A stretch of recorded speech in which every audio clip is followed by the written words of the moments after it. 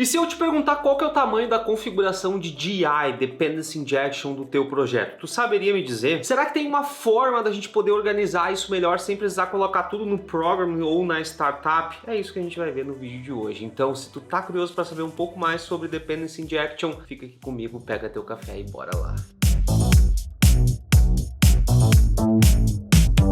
Fala galera, Henrique Giareta por aqui, e no vídeo de hoje a gente vai falar especificamente sobre configuração de DI, né, os containers de Dependency Injection. A gente sabe que dentro de um projeto C# a gente tem que ter esse bind, a gente tem que dizer qual que é o ciclo de vida da nossa injeção de dependência, e para isso eu também já tenho um vídeo completo aqui no canal falando só sobre ciclo de vida de DI. Eu vou deixar ele aqui no card para tu entender um pouco melhor como isso funciona. E basicamente a forma que a gente tem de fazer isso é colocando a configuração direto dentro do nosso program, quando a gente coloca um add scope de transient singleton. Então a gente tem essas formas de colocar dentro do nosso arquivo principal de configuração, mas qual será que é a melhor forma que a gente tem para que não fique uma salada de fruta? Qual a melhor forma que tem para que a gente consiga deixar isso mais claro, deixar isso mais limpo aos olhos de quem for olhar o nosso código? É exatamente isso que a gente vai ver um exemplo aqui na minha tela. Mas antes de ir para a tela do meu computador, eu já queria te pedir para tu te inscrever aqui no canal, clicar aqui no botão de inscreva-se, é totalmente gratuito, e graças a essa ação a gente está conseguindo, nosso trabalho junto está conseguindo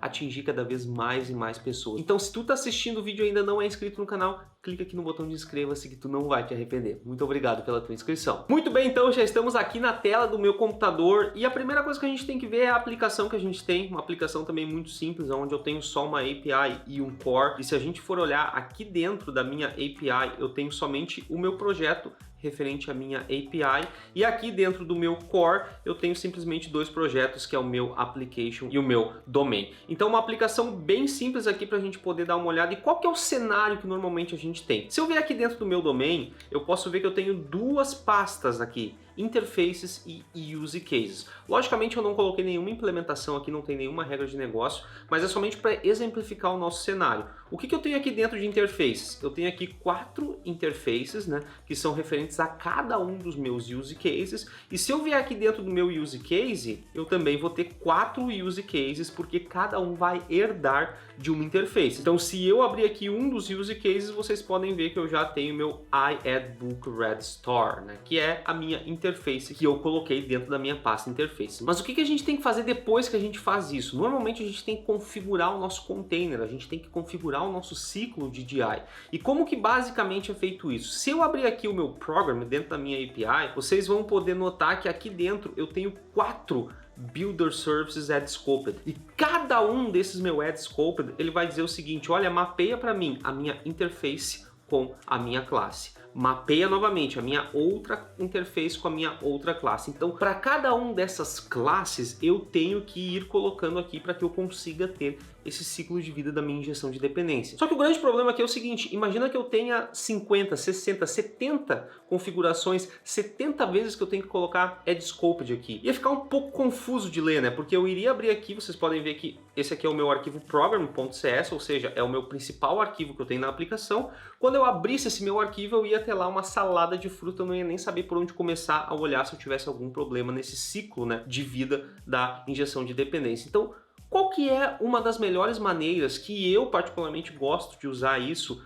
para organizar em termos visual o meu código? É realmente utilizando alguns métodos de extensão, que eu consigo depois buscar esses métodos aqui dentro do meu program. Então, o que eu faria aqui? Vou fechar aqui para ficar mais claro. Aqui dentro do meu domain, eu poderia criar aqui uma nova classe, chamando, por exemplo, de domain extensions. Essa minha classe domain extensions, eu posso tornar ela como static, né, porque eu vou precisar que essa classe seja estática, porque é uma classe de configuração do DI.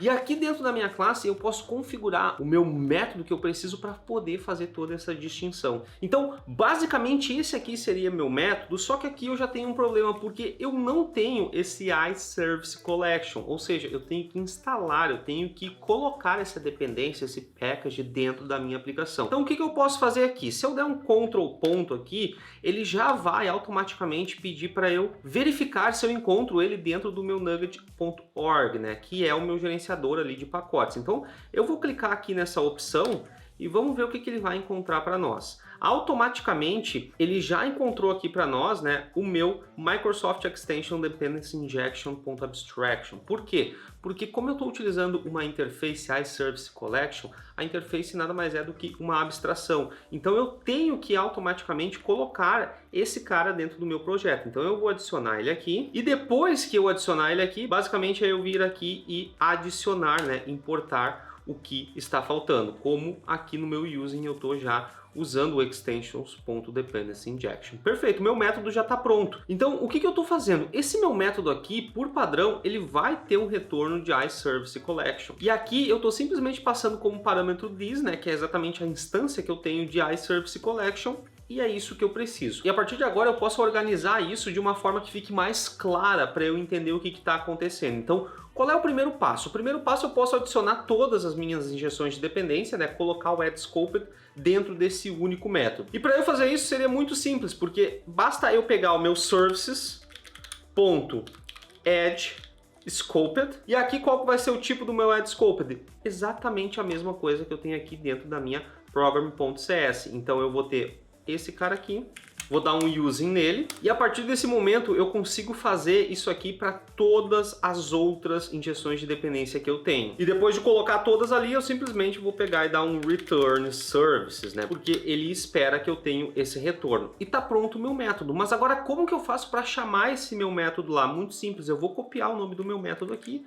Aqui dentro da minha program.cs, eu vou simplesmente tirar esse cara daqui. Eu vou simplesmente dizer builder.services. o nome do meu método, né? E aqui, logicamente, eu vou importar o que está faltando. Então, vocês podem ver aqui que no using, eu já tenho 3 using, sendo que interfaces e use cases não está sendo mais utilizado aqui. Então, eu posso simplesmente remover eles. E a partir desse momento, eu já tenho meu builder add controllers e meu builder core dependencies. Já fica muito mais claro, porque eu sei que se eu tiver qualquer problema dentro das dependências, é só eu vir aqui e verificar o que está acontecendo. Porém, todavia e entretanto, existem algumas outras maneiras. Vocês podem ver que aqui eu divido por add book read store, e aqui eu tenho review e publish. Imagina que eu quero dividir isso melhor, eu quero dividir por read, por review e por publisher. Eu posso fazer isso. Eu posso simplesmente ter outros métodos aqui iguais a esse aqui e posso mudar o nome dele. Ao invés de ser add core dependencies, eu posso colocar add core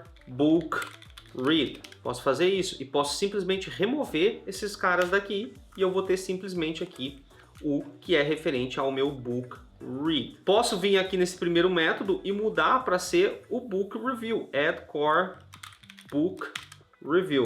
E aqui dentro eu posso simplesmente remover os caras que eu não quero, como esses dois aqui. E depois, se eu quiser, eu posso ainda ter um outro método chamado de add core book publisher. E a partir desse momento eu vou deixar somente o meu publisher aqui. Nesse momento eu já dividi então em 3 métodos diferentes, e o que eu posso fazer? Aqui dentro, ao invés de adicionar o core dependency, eu posso vir em add publisher, eu posso vir aqui já e mudar para o meu add core book read, e posso vir aqui já e mudar para o meu add core review. Perfeito, já tenho aqui tudo o que é referente à minha injeção de dependência. E por que isso se torna melhor? Porque se eu tiver qualquer problema na parte do reach, eu vou saber que ele já vai estar aqui dentro. Eu não preciso procurar em outros métodos. Então, essa é uma maneira muito interessante para a gente poder dividir o nosso ciclo de injeção de dependência. Então, como eu disse no início, isso é uma forma da gente deixar o nosso código mais claro, é uma forma da gente aplicar Clean Code, é realmente